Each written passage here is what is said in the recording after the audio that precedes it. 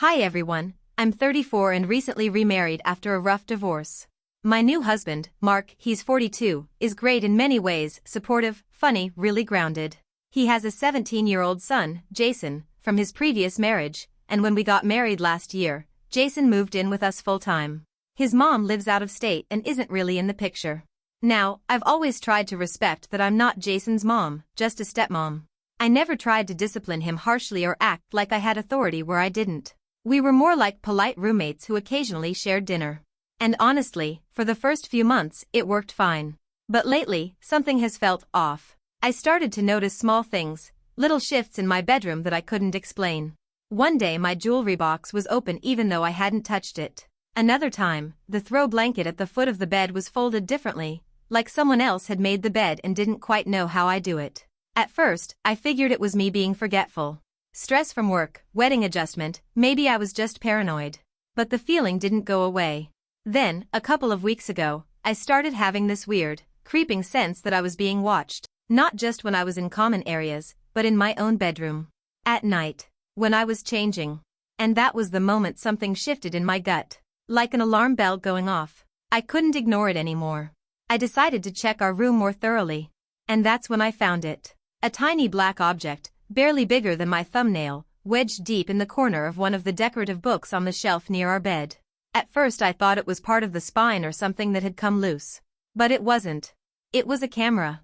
I just stood there, holding this tiny camera between my fingers, my heart beating so loud I could feel it in my ears. My first instinct was denial. Maybe it was something old, left over from before we moved in.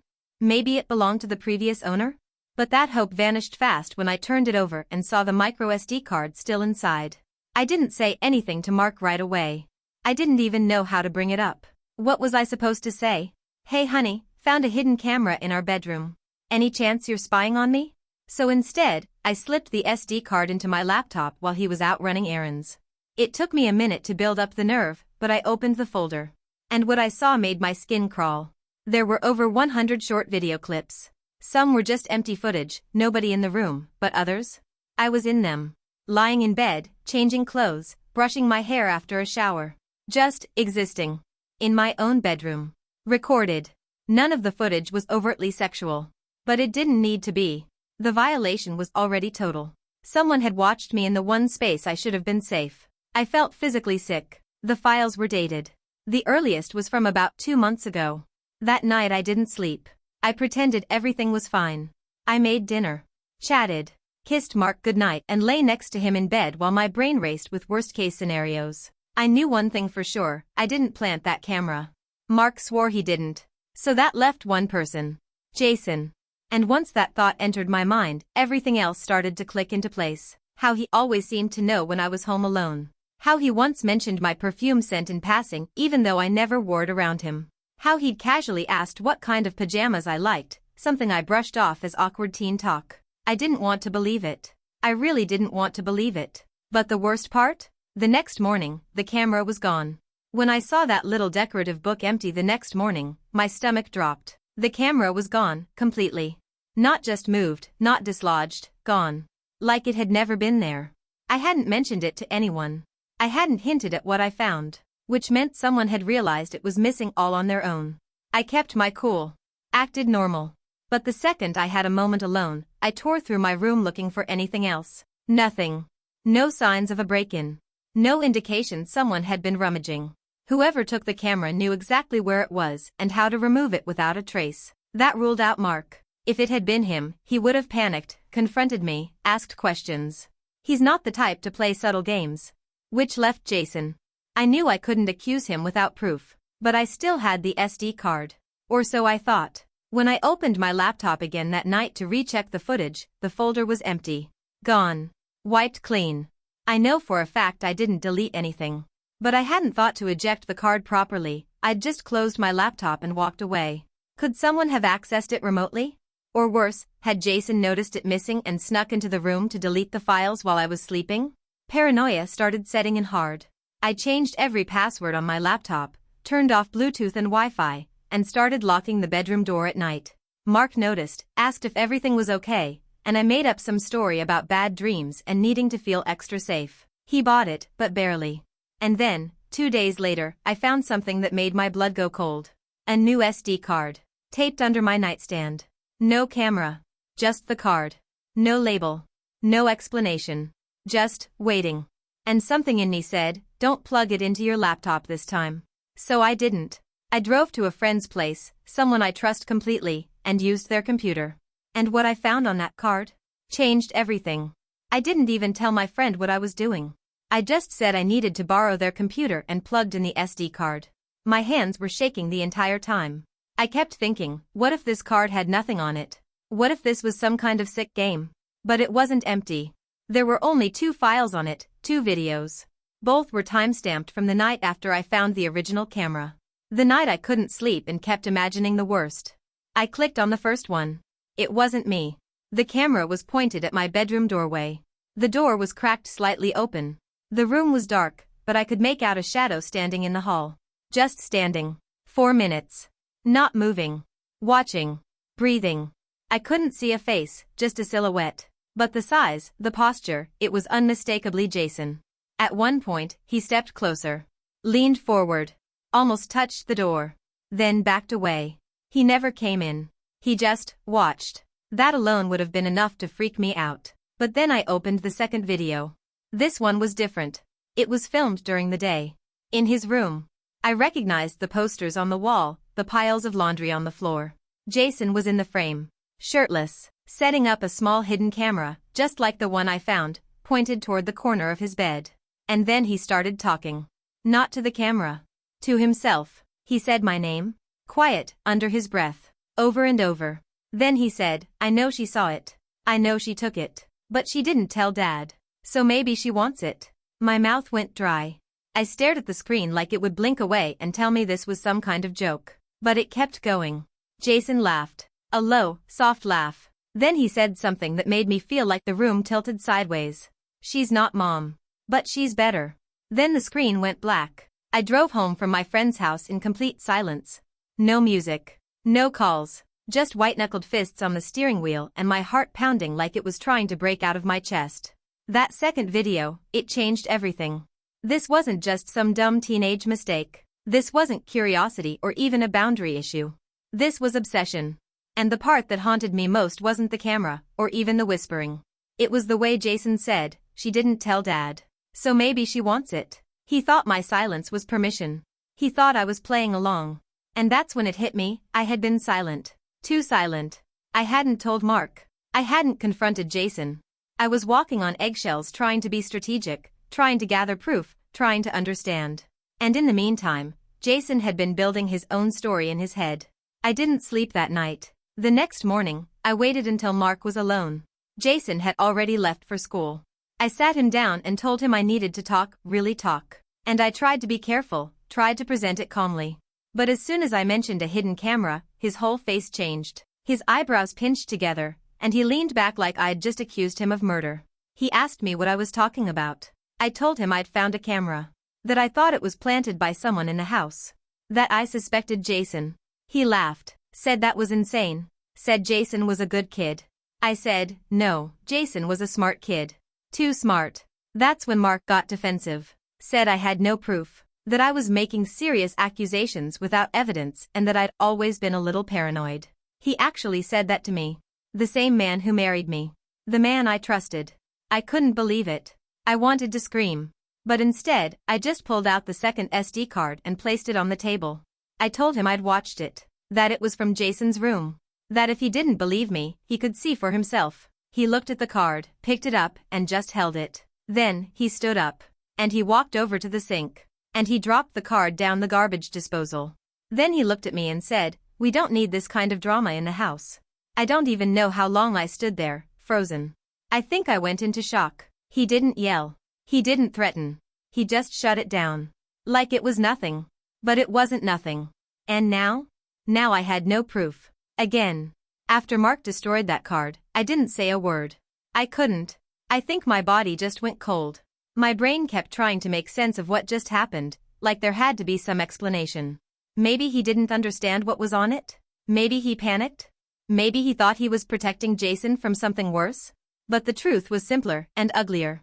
He believed Jason over me. Or worse, he didn't want to believe me at all. I went back to our room and locked the door. That night, I cried into a pillow while Mark and Jason sat downstairs eating dinner like it was any other Tuesday. I didn't join them. I didn't speak. I barely moved. The next morning, everything felt changed. Mark was distant, cold, but polite. He asked if I was feeling better, like I'd just had a little breakdown and now we were supposed to pretend it never happened. Jason didn't say a word to me. He just smirked when he walked past my door. I couldn't stay there.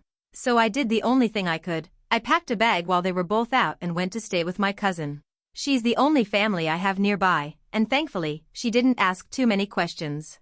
Just said I could crash in her guest room as long as I needed. And I did need it. Because something else had started happening. Messages. Anonymous accounts started messaging me on Instagram. At first, it was just weird stuff, blurry pictures of my old house, my car in the driveway, grainy nighttime shots that made my skin crawl. Then came the messages. You looked better in the red one. Why are you hiding? Come home. I miss watching you. It was Jason. I knew it. No one else would send something like that. No one else would know. I showed my cousin everything. She begged me to go to the police, but I didn't. Not yet. Because a part of me still wanted to believe there was a way to fix this without ruining everything. But then I got the final message. The one that made the decision for me. It said, you shouldn't have taken the camera. I made a new one. And I know where you are. After I got that last message, I couldn't breathe. I just sat there on the edge of the guest bed at my cousin's house, clutching my phone like it might explode in my hand. That single line, I know where you are, felt like a trap slamming shut. It meant he was watching. Again. I told my cousin, and she didn't hesitate. She grabbed her keys and drove me straight to the local police station. I brought everything I had, the screenshots, the photos, the creepy messages. I even told them about the SD card Mark destroyed, and how I'd found the original camera in my room. I laid it all out. But they just looked at me. The officer taking the report asked if I had any evidence that Jason specifically sent the messages. I said no, not direct proof, but who else could it be? He asked if I had kept the camera I originally found. I hadn't. I was too scared, too shocked. I told them about the second SD card and how it had been destroyed. They made a note, nodded, but I could tell none of it was sticking. Then they asked about my relationship with Mark. Had we argued? Was I sure I wasn't imagining the messages or misinterpreting something Jason said? I felt myself go numb. They offered to file a harassment report, but said that without proof tying it to a specific individual, there wasn't much they could do. No warrant, no investigation, nothing. They told me to stay safe and block the accounts. That was it. I left feeling more helpless than I'd felt the night I found the camera. I realized something no one wants to admit until they have to. When you're a woman reporting something subtle, something insidious, no one believes you until you're bleeding. And I wasn't bleeding. Not yet. Back at my cousin's house, I locked every door, shut the curtains, and put a chair under the bedroom doorknob. My cousin offered to sleep in the same room. I said no, but I didn't sleep either way. Because around 2:30 a.m., I got another message. This time, it wasn't a picture. It was a live video feed. And it was from inside my cousin's house. The video wasn't long, maybe 10 seconds, tops. But it was enough. It showed the hallway leading to the guest bedroom. The hallway I had just walked down not even 10 minutes earlier after brushing my teeth. The lights were off in the clip, but the layout was unmistakable. My cousin's framed family photo was hanging on the wall. Her red rug was at the edge of the frame. It was here. He was inside. I dropped my phone. My cousin heard it hit the floor and came rushing in. I told her everything in a whisper, like even saying it too loud might give us away.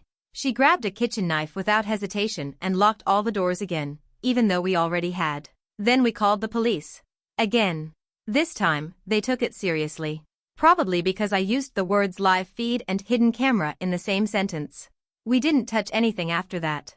My cousin and I sat in the living room with the lights on until officers arrived. They searched the house for nearly 2 hours. And they found it. A camera. Hidden in the air vent facing the hallway. It was a match to the one I'd found at my house, same make, same stupid size. But this one had been placed professionally. Whoever did it knew how to conceal it. The police bagged it for evidence, and finally, they agreed to open an investigation. They asked me again who I thought could have done this. And I said Jason. Flat. Unflinching. I told them everything again. How it started. What I found. What Mark did. What Jason said in that video. I even showed them the smirking message about the red one. This time, they didn't brush me off. And that's when one of the officers asked something I wasn't prepared for. Do you know if he has access to your cousin's house? I said no, of course not. Jason didn't even know my cousin. But then she went pale and said something that made my stomach turn. She'd posted a picture of us on Instagram 3 days ago. It was harmless, just me, smiling with her dog on her porch. But the location tag was turned on. That's all it took. He knew where I was. I had run, and I'd still been found. Once the police realized the camera in the vent was real, and that Jason could be tied to it, even loosely, they moved fast. They asked if I wanted to press charges. I said yes, without a second thought. I wanted this over. I wanted to feel safe again. I wanted someone to finally say this wasn't just in my head. 2 detectives went to speak with Mark and Jason the next morning. I wasn't there. I only heard what happened from the officers afterward, and from what they told me, things went south almost immediately. Jason denied everything, of course. Said he didn't know what I was talking about. Claimed I was mentally unstable and obsessed with him. Said I'd been acting erratic for weeks and that I left the house because I couldn't handle being a stepmom. Mark backed him up. Said I'd been paranoid lately, and that I had a history of anxiety. He even told them I'd once taken sleeping pills and cried for hours afterward, like that was proof I was making it all up. I don't even remember doing that. But apparently, to them, it was enough to paint me as fragile, untrustworthy. And just like that, the investigation slowed again. The police couldn't get a warrant for Jason's room, not without more. The hallway camera at my cousin's was circumstantial. Nothing directly tied it to him yet. They were waiting on forensics, but warned us it might take weeks. I was devastated. I thought reporting it would make me feel better, safer. Instead, I felt exposed, powerless. And then, 2 nights later, I got a call. From a blocked number. It was Jason. He whispered, "You ruined everything." I was careful. "You weren't supposed to see." I hung up immediately. Called the police again. Reported the call, gave them the time and date. But the damage was done. He wasn't even pretending anymore. He was angry. And no one was stopping him. That's when I realized I had to stop waiting on everyone else. I had to end this myself. I was done waiting. Done pleading with police who needed more. Done hiding behind locked doors in someone else's house. I had one goal now, finish it. End it. Expose him. So I set a trap. With my cousin's help, I made it look like I was moving back home. We posted a few vague photos, me packing, a car trunk full of boxes. Just enough to suggest I was heading back to the house I shared with Mark and Jason. I knew Jason would see it. He was watching everything I did. Always. But what he didn't know was that I wasn't staying there alone. 2 officers were parked down the street in an unmarked car. And I'd agreed to wear a wire. We'd coordinated everything with the detective in charge. Finally they believed me. The camera in the vent had Jason's fingerprints on the outer casing. That, combined with the call, the messages, and the new stalker-style footage, was enough to tip the scale. So I went back into that house one last time. Pretended it was normal. Made tea. Sat on the couch. It didn't take long. Just after 10 p.m., I heard the quiet creak of the back door. I stayed seated. The footsteps were soft, slow. I didn't even have to look, I knew it was him. Then he whispered from the hallway, "I missed you." I said nothing. He stepped closer. And closer. Then I turned slightly, just enough for him to see my face. And I said, loud and clear, "Why did you put the camera in my room, Jason?" That was it. The second he froze, the officers burst in through the front and back. Jason didn't even run, he just stood there like he couldn't believe it was real. Like the game he'd been playing had finally been yanked away from him and smashed into pieces. He was arrested on the spot. The search of his room revealed 3 more hidden cameras. One of them had live footage set up to his laptop. Footage from the guest bathroom. A bathroom I had used more than once while living there. It was over. Jason was charged with multiple counts of invasion of privacy, stalking, and unlawful surveillance. Mark tried to deny everything, but under pressure, he admitted he'd found Jason's behavior strange and had destroyed the SD card because he didn't want his son labeled a predator. They didn't press charges against Mark, but I did file for divorce. And I moved out of that house for good. I've changed my number, deleted my social media, and started therapy. I still sleep with a sound machine on and check every corner of every room I enter. That part might never fully go away. But I'm safe now. And I'm not silent anymore.